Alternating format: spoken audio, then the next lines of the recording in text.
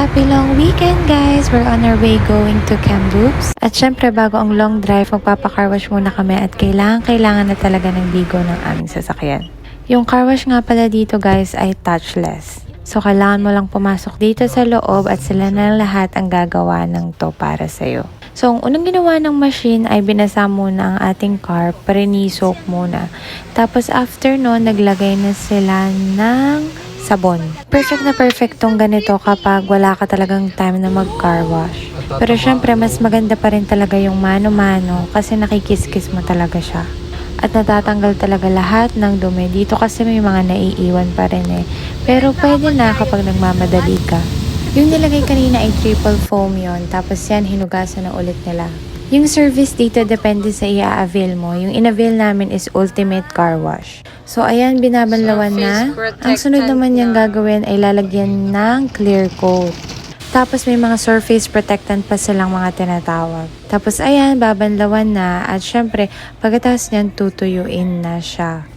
Kapag magtutuyo naman, ay a-advance ka lang ng konti para ma-dry yung buong sasakyan.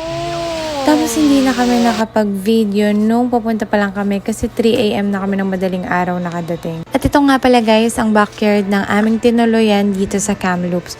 Meron sila guys mga tanim na mga veggies. Ito yung nakikita nyo ay mga upo. Ang laki ng upo at ang hahaba. Sobrang laki ng backyard nila. Kumbaga, ang laki ng taniman nila. May mga sunflower, may mga sitaw. Ayan, yung makikita nyo, cucumber yan.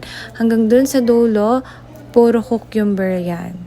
Ang galing lang, sobrang nakaka-amaze kasi sobrang dami nilang mag-time na magtanim. Meron pa yung mga kalabasa, tapos ito nakita ko may mga sili din sila. Tapos yung katabi nitong mga sili, meron din silang bagong puno ng peach. Tapos ito, mga sitaw pa rin tong mga nasa likod. Sobrang dami niyang bunga. At yung mga bungang yan, ipapamigay yan sa aming church.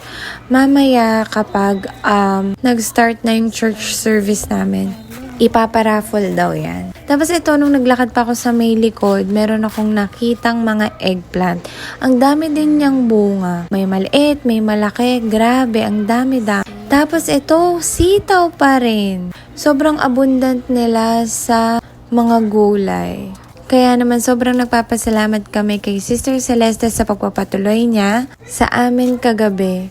Free accommodation na, may food pa, may uwi pang veggies. At ayan, si Chris at si Mark, nangunguha sila ng plums. Hindi na daw kasi nila makain lahat kasi nasawa na. Ito yung mga nakuha namin. O siya, babay po muna!